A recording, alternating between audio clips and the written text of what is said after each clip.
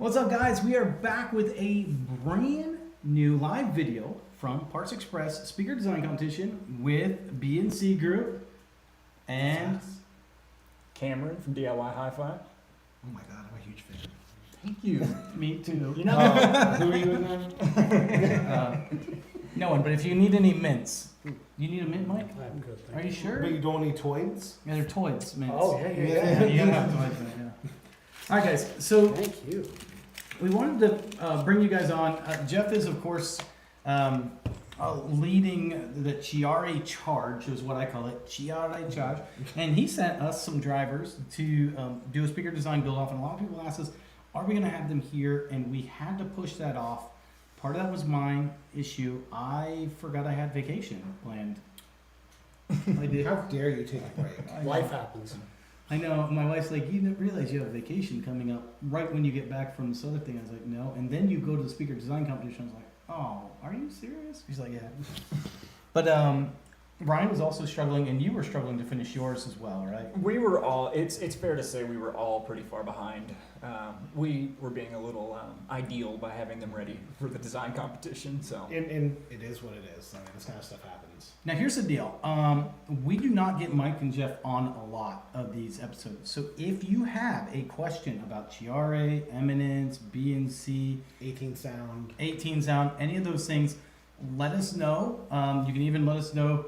Maybe they'll even tell us what their favorite drivers are of all the different ones. I would actually be interested in that. Maybe we'll get into that later. But right now, we just kind of want to talk and catch up with you guys and see what's going on with B&C Group that you guys want to talk about. Yeah, so a lot of this, there's a lot going on at B&C Group. Currently, one of our biggest projects is getting Eminence to a wonderful, ideal working condition. So, really, we're just putting a lot of effort into that. Right now, the Ciare Americano series is being manufactured in Kentucky. Today. Yes. Wow. So we are continuously making these drivers at Eminence, and Mike and I have actually gone down and put our hands on the drivers themselves. So last week we were down there putting magnet labels on there and packaging them ourselves. Very so cool. we're having a great time with that. Yeah, I'm really excited. Mike, is there anything that you want to talk about that? You can. Yeah, so one of the things that we want to do with the Ciare series is that we already had our high-end speakers that have been out for a while. Jeff really helped to launch those around 2020, 2021. And he's been continuing to support that, building a lot of community awareness in the car audio, competition motorcycle audio community.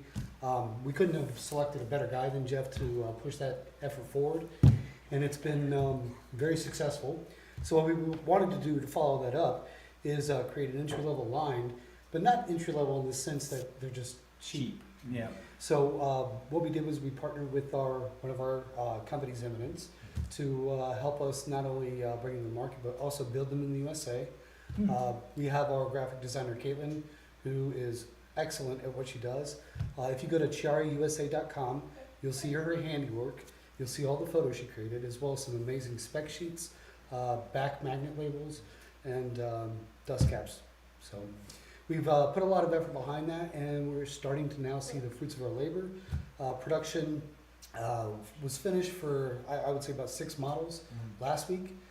Jeff started to take them out to a show, getting really positive response. And then we should be finished building up our initial order of the entire line, which is 12 drivers.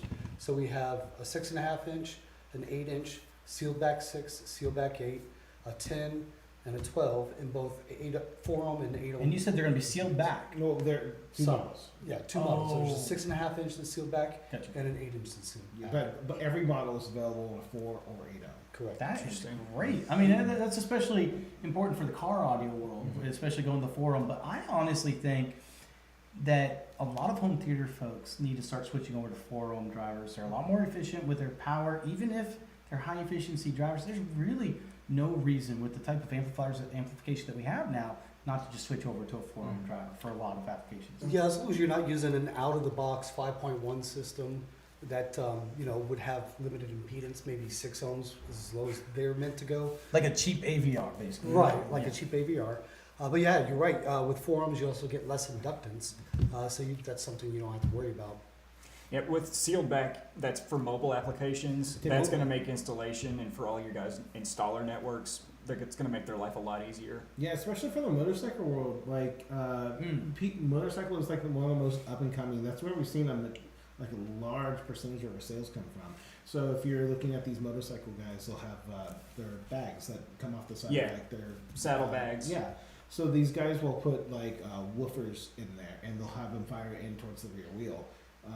So they use that chamber as the enclosure. So what they have to do is they have to have something, either put a bucket or something like that in there to enclose a driver, or a sealback driver, which Yes. eliminates that. Silverback driver is a great idea. And you know what I think would be really cool? You need to find an old mini bike. Take the engine off of it, or if there is no engine on it, even better, it's just a frame, and just build a really cool, like, rollable. That'd be so cool. Demo so chassis. there's Yeah, so that'd be there's cool. actually they're mini baggers. So they're Oh, little, yeah. they're little tiny, like they're from like China. People have imported them a lot, and they're just little tiny engines. And when they run, they sound like you're blowing bubbles. Yeah. And it's great because you can mount Harley, like aftermarket Harley Davidson parts on there. Like stock Harley Davidson bags will fit on there. You can put tour packs and all that stuff. On a mini bike? Yeah. On these little tiny mini bikes. If you remember, like in the early 2000s, there were those pocket rockets. Yes, Yeah. yes. That's what they're. That's Yeah, the it's general something like idea. that. Those were Yeah. huge. What was that movie? And Employee, small. Employee of the That's Month. You right. ever see that movie, Employee of the Month? That's what it reminds me of. Oh yeah, God, what a great movie. Yeah. And then we have one of our dealers, Dropping Hertz, Dropping Hertz. that has. How would you describe the one that his daughter made? It's like a trike with a trailer. Oh, A that's mini trike. Like the trailer is, he's It's pulling a- it. Yes, essentially, it's like a separate. It's like a tandem axle technically, so it doesn't. It fits into a class. It is attached to it. Yeah, they put luggage and things in them for road trips. Things Yeah, like this that. is not like this. No, not that one. This is not built for that. Not holding much. I will say that this is pretty interesting because Jeff brought me out there. Unfortunately, Cameron was, I don't know, doing something. And he brought a Ciare truck that you guys have built. It's a 1985?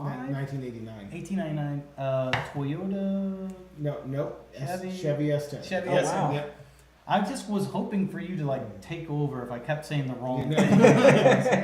thing. Watch him struggle. No, so he put 10-inch woofers in the back, 4 flared ports. I'm going to have some pictures. I'll put them on the community page. You had put some of B&C's compression coaxials, and what was in the doors? There were So 4. there were additional? 6 of Three. the, so 3 per side of the Ciare Americano 6A200 M-4. They were the mid woofers in the side doors, Yeah. but all the bass was coming from really those woofers in the back. And you said you crossed them over at 700 hertz, and it was so impressive. You could stand easily 20 feet back, and you could still feel the bass out. And it was only 1010s. I mean, Mhm. that's not a ton Yeah, and at all. they're about on half power. They're seeing about 500 watts a piece, rated at about 800, but it's got a 3-inch coil on it. So I mean, it'll take It takes some power. yeah. And, definitely. well, how much power did you have? Did you have those wired in pairs? Is that what was going on? Yeah, so each side it is wired to a very large 2-channel amp, and the 2-channel amp is about 5,000 watts, and it's bridged in the mono at 1 ohm. So Here's the deal, though. I've been to car audios where you hear stunt walls, and the problem with stunt walls, like what most people have, is they sound terrible. Like, they really do. Like, they move some air, but they sound awful. Distortion City. I mean, you cannot sit there and listen to those for any amount of time if you care about anything. But it can do a hair trick. Unfortunately. Now, the cool thing is, with Jeff's, like, it was there with the Ciares. I asked you what model those 10s were because I was so impressed with the clarity and the intelligibility of the bass. It was hard hitting, and it was pointed. It was very clear when the bass started and when it stopped. Absolutely. Yeah. Yeah, so those are the Ciare PW 257s. Not necessarily a cheap driver, but I mean, very well worth it. It was a design done for an OEM that we did, and that OEM stopped using the product, so we decided to bring it to market. And it is just a great driver, flat from 100 hertz to 2K, and it'll play up to 3K without any issue. But I mean, if you're running a 10 up to 3K, we need to talk. Now, what is that? What is the sensitivity of something like that? It's 96. So around Oh, wow. 96. Yeah. So that would be perfect. I personally think those are probably 8 ohm, right? Yeah, those are 8 ohm. So I think those would be perfect to pair with a compression driver of either Ciares, Eminence, any of those. Some type of constant directivity waveback. For me personally, I like the H6512 by Dayton Audio. It's constant directivity. It's actually a JBL style clone. And make that for home theater. Like if someone wanted to do a 2-way for home theater, after hearing that, I mean that's definitely capable of that chest pounding bass if you wanted to get it from there too. So I was very impressed with that. Actually, it's a great driver. I think I've given some away in past years. Haven't seen any designs really done with it. But actually, you know what? I feel like Keith Etheridge used it at one point. He really liked it, and Javad might have also used it. But that was projects that we teamed up for. It should change. That's not the first time ever hearing them, and I was very impressed. And I don't get impressed by drivers very often, right. but I was like, that's like really good. So I didn't get the invite to the demo vehicle, although I am going to make sure that happens later. Are you running any DSP or is this fully passive? Yeah, so there's still some learning going on because I just installed a new DSP last night. Okay. So I had some hardware failures from the other one just from I guess electronics don't like to be vibrated. No. So that was a problem. So now I've got a new DSP on there, and I'm still working with it. I just put some rough. I took screenshots of the other one, the settings that I had, and I'm like, all right, let's go. And I just did my best on there. So there's a lot of EQ that needs to happen and some minor crossover adjustments. You mentioned putting labels on drivers in the USA. I think it doesn't necessarily have to happen this Are you year. talking about on the dust cap or where? No, Probably on the magnet, yeah, right? Yeah, we were putting those on there.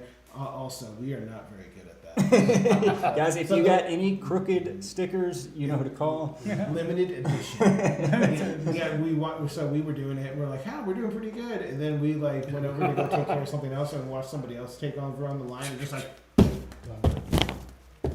I'm like, you guys, how are you? What?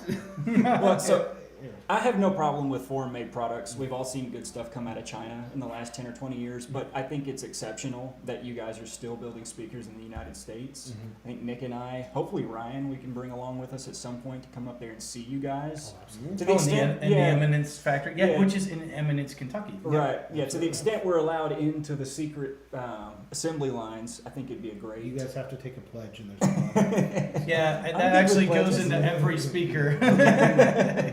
Yeah, but that's incredible. Kudos on that. Thank you. Yeah, it's something that we really worked hard on, and not only do we just assemble them here, we do source a very large majority of the parts from the U.S. as well. Cones, dust caps, spiders, frames, Yeah. stickers. Backplate, I mean, cooler. everything we can, we source from domestic suppliers. So we are not just. We don't want to just be an assembler. In final assembly here, you're doing everything you can. So I had mentioned this on one time. I was doing a video on Eminence, and I said, one of the things that they don't, and maybe it's changed since then, was magnets. You had bought your magnets elsewhere. I can't remember where. It didn't matter. And someone got so mad at me because I was like, it doesn't really matter as long as the magnet's in spec. You're good, or whatever. And they got mad at me because they're like, magnets are very important. I think they missed the whole point. The point isn't where the magnet, as long as the magnets comes within spec, it should do its job. I mean, really, if you don't have any part of the major parts of a speaker, it doesn't work, right? So, Right. Yeah. I mean, if you don't have a spider, you're in for a hard time. Voice coil, magnet, definitely not going to work.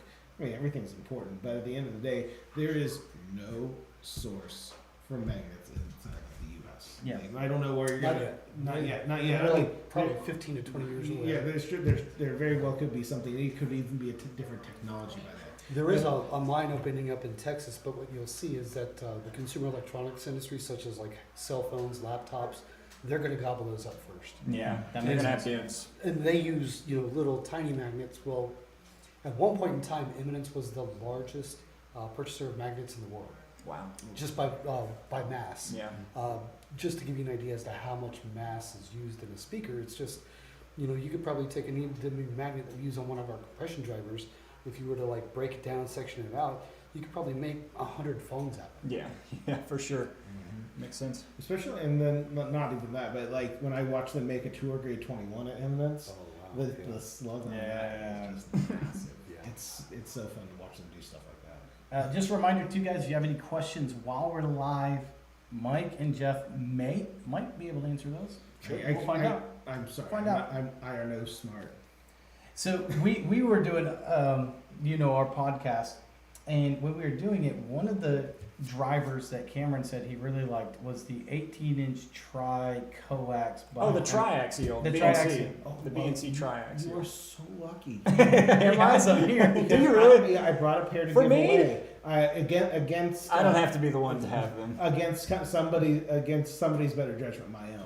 I decided, like, you know what? Let's get the people what they want, and one person is going to walk away with a pair of 18-inch triaxials. That's incredible. Yeah. Which I want to see a build with those. I really do. I want to see yeah. someone do something good with those. Have you ever heard of a car audio build called Diablo? No, but I think the devil has. Yes, right? Yes. So that is the theme of his vehicle. It's an extreme vehicle that was on Team Sundown, now also on Team Ciare.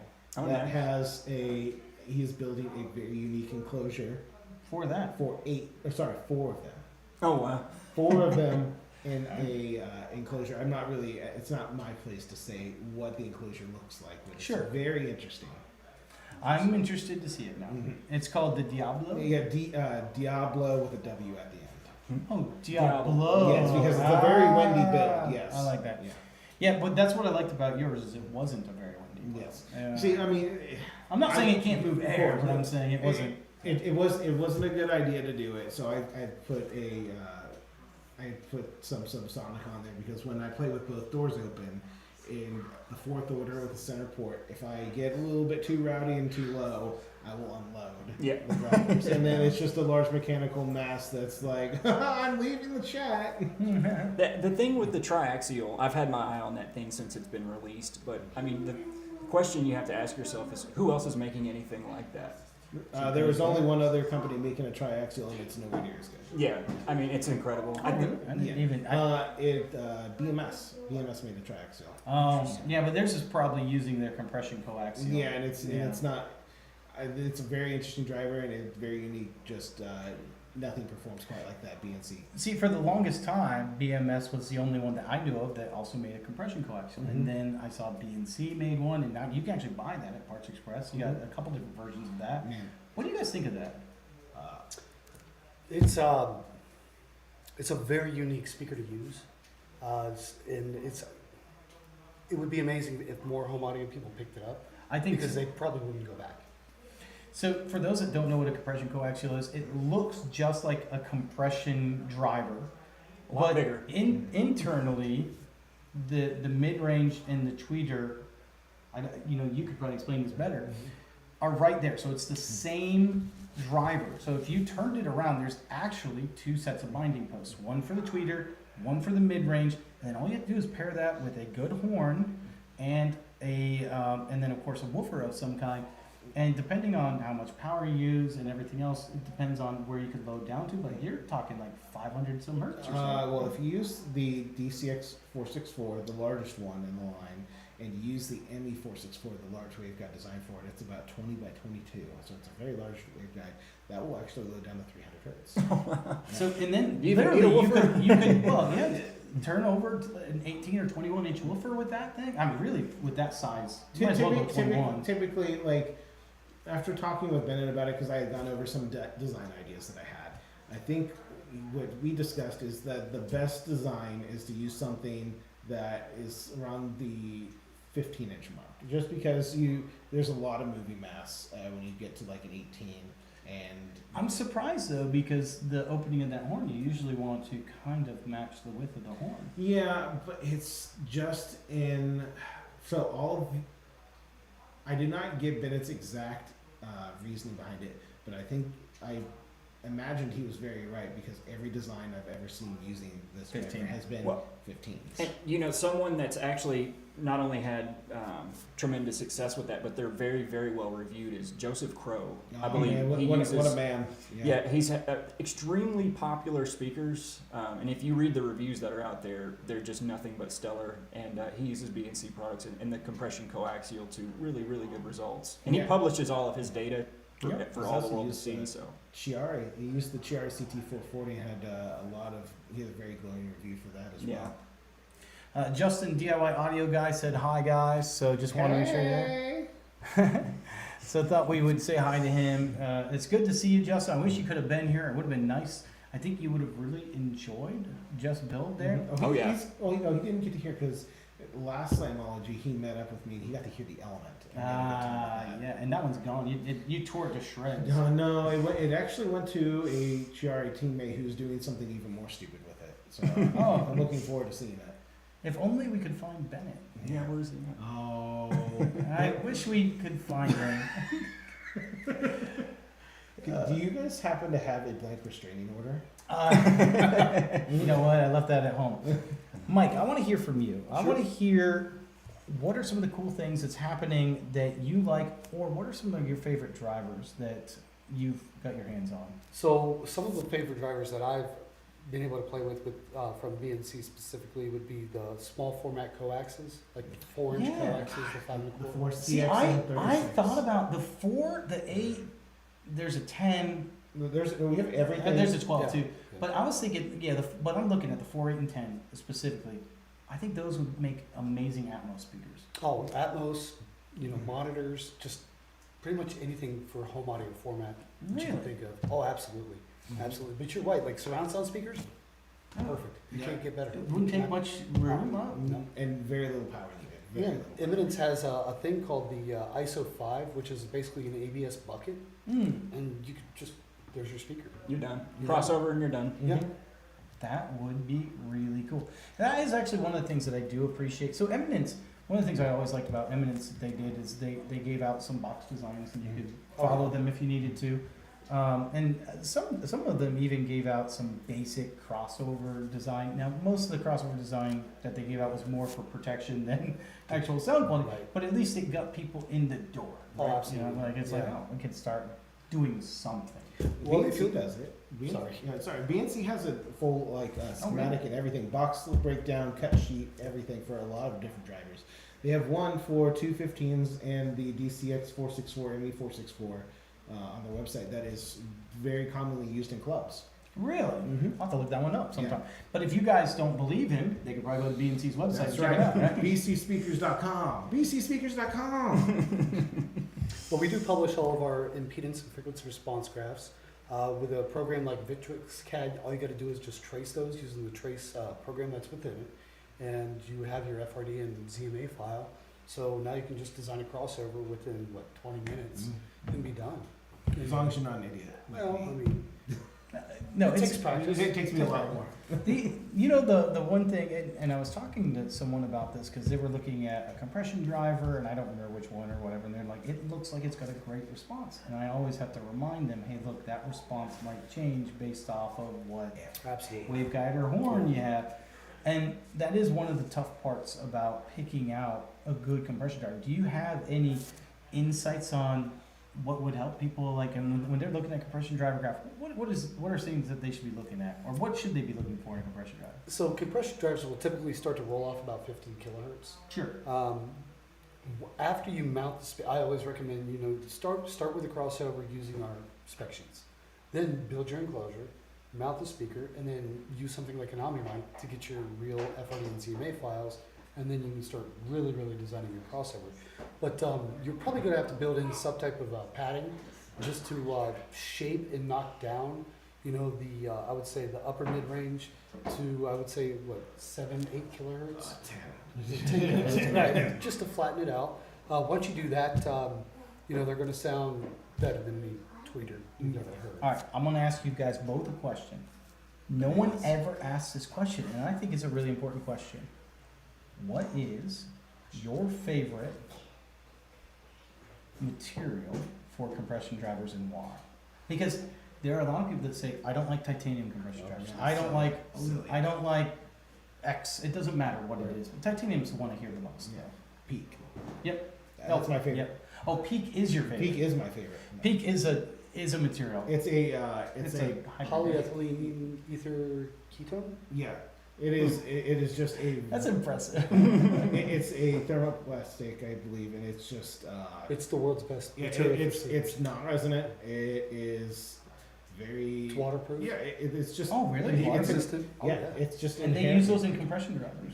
BNC Solid. does. Yeah.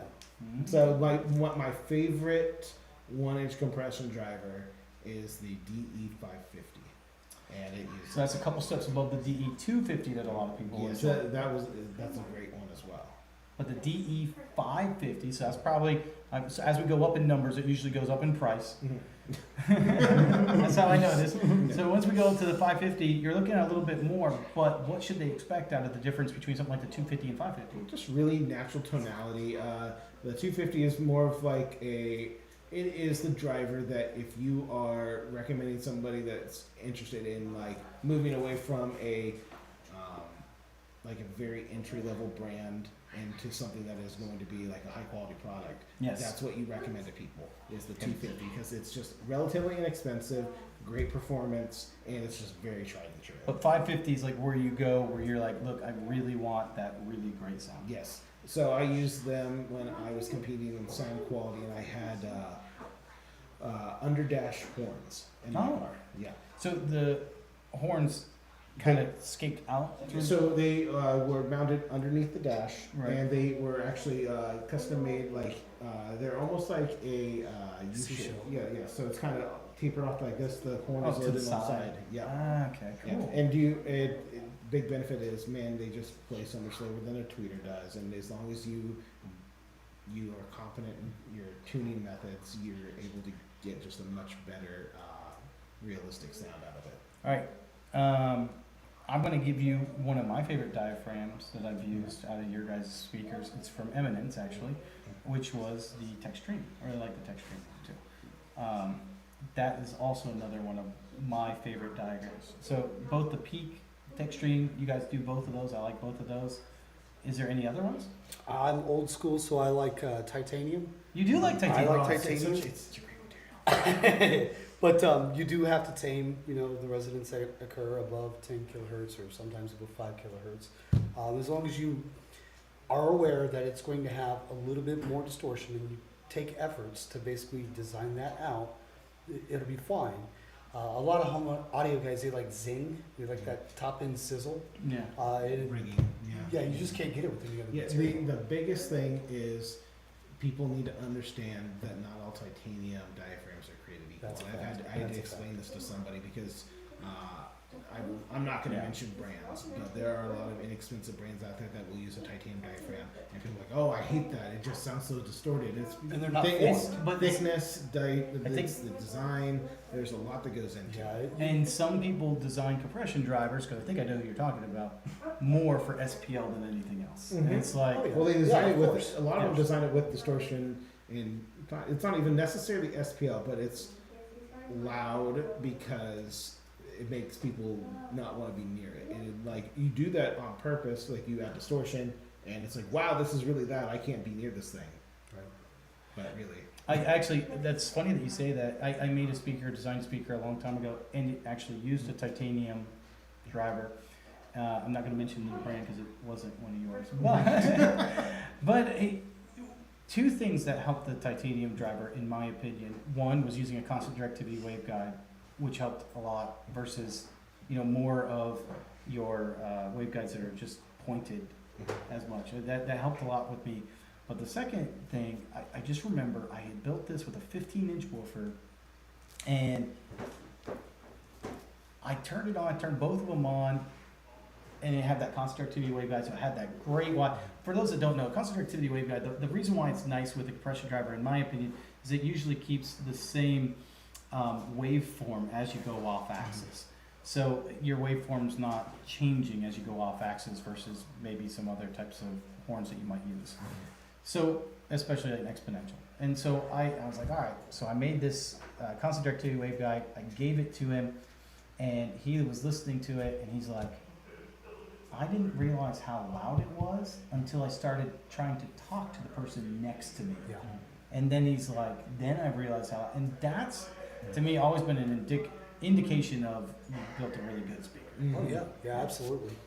There is one that we recently started selling in the group, and 18 Sound, in fact, does sell beryllium compression drivers. So Radiant is not the only one, or we are back at it.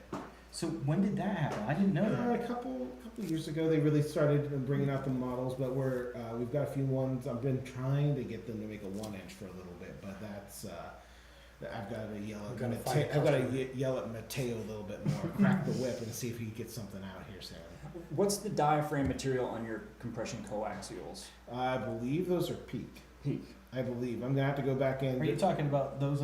Oh yeah, the Yeah, BNC. on the DCX series, I believe it is peak. If you give me like just a Yeah, we can look it up. real I'm just quick. curious. Just curious. Yeah, I also am very curious about this. Well, while you're looking this up, the TVOR, True Voice Reason, asked the question of you guys. She said, hey, I've been kicking around a design using 2 4-inch mid basses and a small soft dome for some smaller speakers. Is there anything from Ciare that would fit the bill? Sorry, I was looking at it. It is peak. Oh wow. Yeah, Some Interesting. We call it 4-inch. high temperature polymer. Hmm. Okay. No, yours. Sorry. Some 4-inch mid basses, like 2 of those. I'm guessing he means like an MTM Okay. and a compression and a small little soft dome tweeter. Does Okay. Ciare offer anything like that? Yeah. So what I would recommend right now, we have the CM100 that is like a small woofer. Very nice. It would be great if you wanted to rear load that.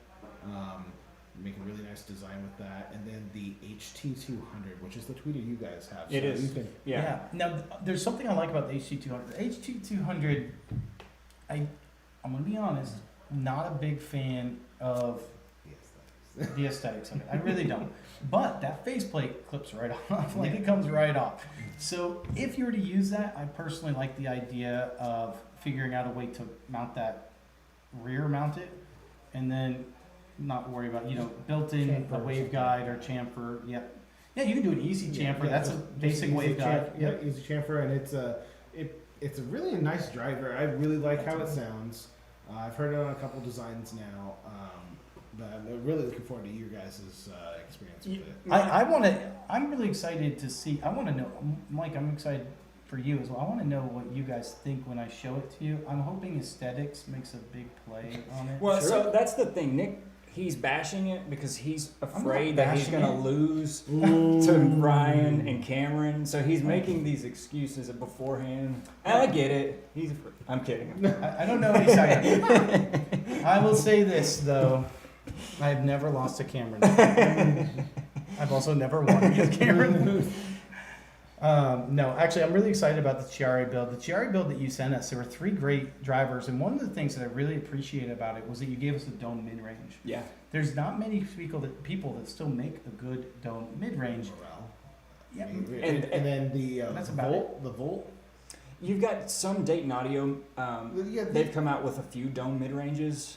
why is that? Why? They're just tough to build. Yeah, and Yeah. I mean, honestly, what's the market? No. I mean, there's not a huge market for it, but it's High buy. Yeah. It's, And they've discontinued some of their older models and kind of revamped. Hi-Fi was a real shame. There's Yeah. a lot that happened there behind the Does scenes. Tank Man still have Not that I know Okay. of. If they do, it's in their vault, not being Yeah. manufactured. Yeah, I assume that they're more difficult to manufacture, more costly to manufacture. And they're Well, just and- also large. Yeah. You get like a two. The one you guys have. We have a pair out there that we're giving away. It's a 2-inch diaphragm, but like you have to create a whole chamber for it. The Yeah. faceplate's got to be rather large because it's also got to have the mounting part. And the only person that makes a compact dome mid-range, from my recollection, is Morel, and it's for the car audio side of things. Can I offer a suggestion? No. I think this is a great idea for every speaker manufacturer company to do, but especially you guys. Is it silly hats? No. Listen to Because we me. have This is a true story. You know what's ugly on every woofer in every mid-range? The mounting of it. Right? Isn't not the mounting of it? No one wants to see the screw holes. No one wants to see that. So listen, think about this for a second. Just think about it in STL that people could print off, that maybe put some little neo magnets in there, glue in, and just snap it on to cover all that to make it just look like a beautiful. Some kind of beauty ring. You're right, but inherently, when you do that, there are acoustic properties that have to be taken into account. So if you are raising that lip a little bit, you could potentially impact the high frequency response of some drivers. Of the woofer? Of a woofer? Some people play like the HWG 130 or 160 that I sent you. But usually the Did I surround. send you guys that? No, I think no. Usually the surround's going to be more than the basket. The surround's going to be sticking up. I mean, Yeah, so- it depends on the driver because the PW257, the one that I have out. Well, if it has an accordion surround or something. Yes. Yeah, that's true. Yeah. Right. And I mean, that's typically most of the drivers that we do design are pro. We just have a lot of OEM customers that expect high fidelity drivers from us as well. So we manufacture those. And I do understand, like a lot of like the accordion surround and stuff. A lot of those are drop-in replacements for stuff. The aesthetics are very secondary. All we do not make any that are like drop-in replacements for drivers. What I mean by that is if one of theirs blows, I see, they yes. can drop it in. Yeah. not as in Yeah. like they. Yeah, You're right. Yeah, we just focus mostly on like the OEM side of things for the Ciare, BNC, 18 sound, stuff like that. Whereas like Dayton Audio they've made a very great market for themselves in getting like realistic Mach 1 replacements and getting all these like the realistic Minimus 7 replacement drivers, just the things that are going to fit into all those old designs. Yeah. They've done a great job with stuff. I think those are usually like the GRS woofers or something. I love my Minimus 7s that I had those drivers in. Yeah, just a fun little design. Yeah, I still think it would be nice because You're right. when you're looking at a speaker, I'm gonna be honest, aesthetics matter, don't they? Like I feel like that's in DIY world. I feel like most of the time in DIY world, at least with what I see is two different people usually. One, people that care only aesthetics, and oftentimes the design suffers because of that. Or the second one, the people only care about sound quality, and then the aesthetics really suffer from that. And there's a lot of amazing, beautiful speakers out here, here at the speaker design competition that like truly blow me away. It's amazing what people do with it. But and I'm not necessarily talking about the people here, but in general, that's what I see a lot of times in DIY world. Yeah. What if we put like faux hair Yeah. there, and you could like gel it into whatever shape? What if you could just A put it? cloth. What if you could Yes. just put it around like the top of the woofer like that? Kind of like that. Mhm. And then every time it goes, it just kind of blows it. See that? See, like we're thinking. You would do a hair trick every time you play your subwoofer. I'm very sensitive to the word hair trick because I don't. Oh, I know you do beard tricks all the time in that car. Beard tricks. All right, Cameron, you got anything else that you want to talk about?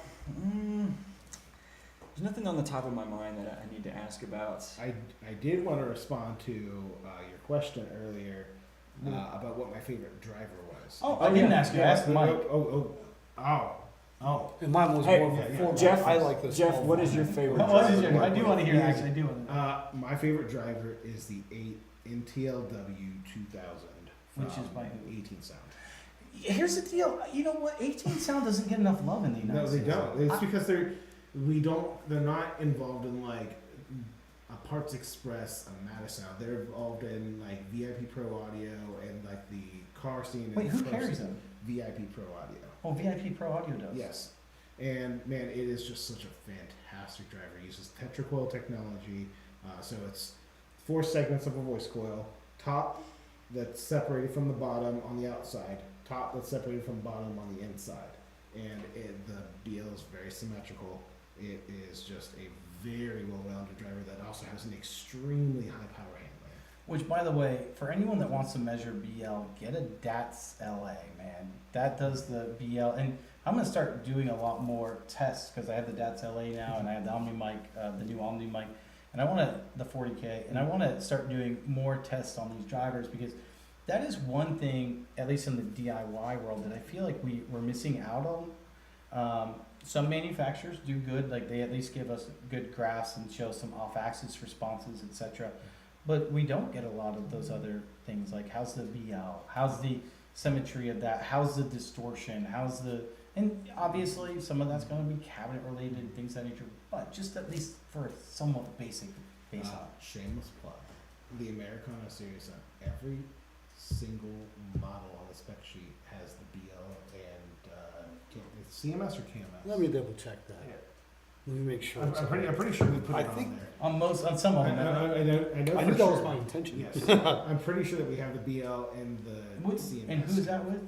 That's the Ciare Americana. That's the line. Ciare. The entry level line starting Wait, at that's the new one you just came out Yes. with. the entry level line starting at $49.99. No, that's actually huge. That if it's included on an entry level line, that's huge because most of the more expensive drivers do not carry that. Yeah, at so all. we're going to be updating our spec sheets with a page 2. We didn't put the page 2 on there. We We have it on the database, but it's not uploaded yet. Right. But we have the BL curve on there readily available to show Yep. people. So by the year 2028, it'll be on there. These are really advanced parameters too, by the way. I mean, Right. far more than most manufacturers are willing to offer. You're showing the linearity of the motor structure and the suspension. No, let's be honest. I'm going to be 100% honest. Most manufacturers do not want you to see that. Well, there's a good reason why. So prior to Klippel, or even when Klippel first came on, and we'll say this really came into common practice around 2010-ish, something like that. There was nothing. There was nothing to design to, Nah. and it took a long time for manufacturers to say, okay, we'll chase that, because before they would just say, is it good enough? Yeah, okay, well that is just what it is, Yeah. and nobody will ever know. Interesting. And then once Klippel became more of the de facto industry standard, that's when you started to see more people. And so why don't a lot of people I think get confused with these more advanced measurements, right? Mhm. Like waterfall graphs, distortion, BL curves. When they look at your BL curve or your KMS curve, why should they care about that? It's going to basically give you an idea as to how symmetrical the driver performs with an input signal. A lot of speakers, especially entry-level speakers, what we see are offset suspension geometries. And what that can mean is that, if they're at rest below the gap, they're probably going to bottom out quicker than other speakers. Smack the bottom plate. Smack the bottom plate. With the BL curve, if it has a lot of BL up here but not down here, you're going to get a lot of distortion. Yeah. And so when we're saying up here and down here, BL curve typically is actually horizontal, not this way. So I want to just make sure that people understand that you'll see on the graph on the left-hand side, I believe it's the negative side. Mhm. That's what he means by down here. Right. And on the right-hand side, you'll see the positive part of the graph. That's up here. So when the driver's going out, that's the positive, and when the driver's coming back in, that's the negative. And when it's flat, that's the entry, the starting resting position of the driver. Correct. So, and not just because it's like offset in one way or another doesn't mean it's a bad driver by any Correct. stretch of the means. Like there are great designs that you can do where the coil sits a little bit higher in the gap, and the reason to do that is to obviously prevent any kind of mechanical failure from playing lower frequencies, stuff like that. So great on a lot of subwoofers if you're trying to avoid some mechanical issues Yeah. that you couldn't solve for. So there's then even hung is like the most traditional style where you're right smack in the middle of the gap. And it is nice, especially if you are looking for a linear speaker, you can see like how well it goes in and out. And some of that also, your TS parameters can change based off the input level. TS parameters. Oh man. Please, oh my gosh, we just spiked up. More people are watching now. Then those TS parameters go. Oh, God, I hate it so much. Like, well, just My son looked over and was like, really? man, I hate those small parameters. It's like You want Your large large. signal only. I Jeff want says, bring me I big want or bring large me signal nothing. because like especially when I see pet peeve when I see people measuring subwoofers with the DATs. Yeah. If I could reach through the camera and strangle you right now, it would happen. Don't do that because I'm a video So man. Oh no, Cameron. Now there's a reason why. Please explain why, because I don't think a lot of people understand that. Like, it's not just a subwoofer either. It's really any driver that you're expecting to give a large. Yeah, any amount of significant power, but especially a subwoofer, Yeah. because generally most subwoofers have a relatively high power handling and if you have a voice coil of any kind of stature, something like 3-inch plus, even smaller, but 3-inch plus, where you're reaching 1,000-watt power handling, somewhere around there, if you're putting 10 watts into a 1 volt. subwoofer, 1 volt. yes, 1 volt, you will get.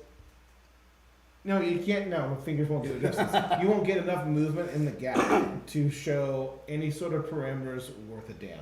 Because as soon as you go move the coil in any direction, everything changes. Yeah. So it's funny that you said, because when I first got my dad's, that was the first thing I wanted to do, Of right? course. Subwoofer, and I had all these subwoofers around, and I was trying to measure them, and I'm like, nothing of this makes sense. Like, I get data, and I was like, this doesn't make, I thought I was using it wrong. I was like, I must be using this wrong, because none of this data adds up.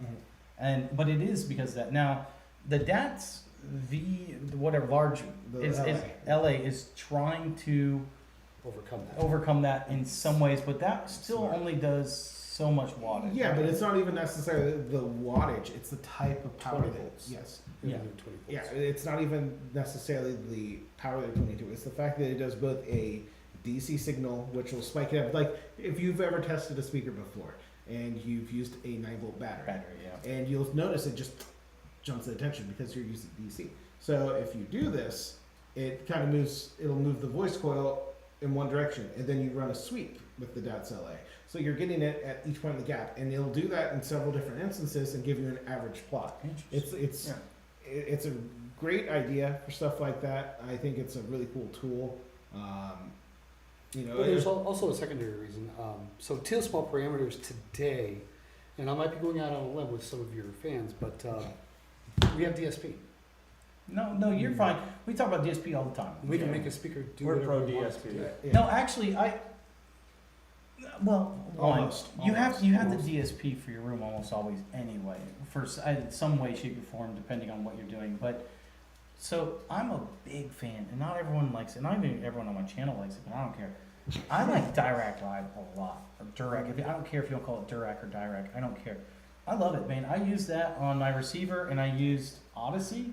It's a big difference. It's a huge difference. The folks at Mini DSP, when they implemented that, have done they've done a very great service to the DIY community by implementing that on their DSPs. Although I did not use a Mini DSP. Oh yeah, of course. I'm just saying that when they did that, they made it just largely available. You're right. I use Denon. Denon's receivers now have that, and even on their subwoofer out, they now do the multi subwoofer, and they change the phasing in between everything, and it just makes a huge.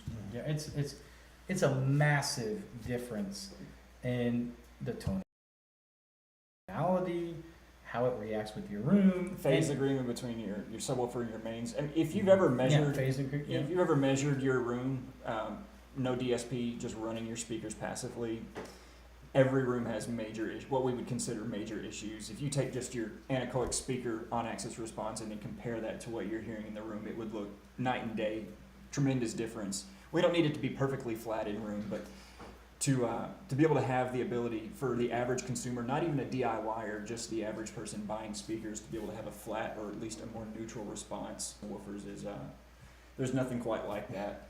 No, I agree. So no, we like DSP, and I completely agree. I really wish someone would come out with a system that would have a basic crossover between whatever two drivers. I don't care whatever drivers, like a speaker, a whole system comes out, amplifier, everything in it. Have a basic crossover. Then you put it your main listening position. Then it DSP everything else for you.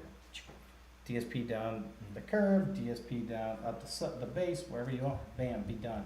Because it can be done. You can do that with your phone. I'm sorry. CiareUSA.com in 24 months. No, that's not the same. No, don't. No. All right, wait. He's He's promising it on camera. No, Wait, he's wait. over-promising this type of Can thing. we- No, this is not the same type of thing. No, This is totally different. Yeah, no, We haven't talked about this yet. Oh well, then now I'm upset that I wasn't involved in Wait, this. what is it? When is this? Did you say 24 months? 24 months, So 2 years. 2 years. No, I can- it's like a children. You have to refer. Have you ever seen the movie Grown Ups? Yes. He's like 48 months. Mm. That's 4 years old. I saw it on a Facebook post recently. But it's like, how? At what age do you count this off? Well, doctors will do it up until they're 5 years old. I'm like, no, they don't. What doctor have you been to? Like, you got your 5-year checkup. Your child is 6,400 days old. In 2 years, I'm going to be checking in with you, Mike, and be Oh, like, God. is this... We're happy to wait. Set a reminder. I'm also very interested to find out. Let's meet back here in 2 years. This just came up Wednesday, just so you know. This is one of those things. He's like, just like, what the heck? I'm not even in the loop with this. Yeah, like, don't Make do before me. overpromise. What do you mean? Wait, what are you talking about? No, I think if that does anything similar to what I'm talking about, I think that is a huge deal, and I think that people have been needing that for a long time. Yeah, I'll shoot you my email or give you my card after we get done, and Yeah. let's talk. That'd be awesome. All right, guys, what else? Oh, this is a good question, and you know what? No one ever answers this question. I'll be interested. I in answer every question. I have I am my not Batman. I have my opinion on this, but I'm curious what your guys' opinion on.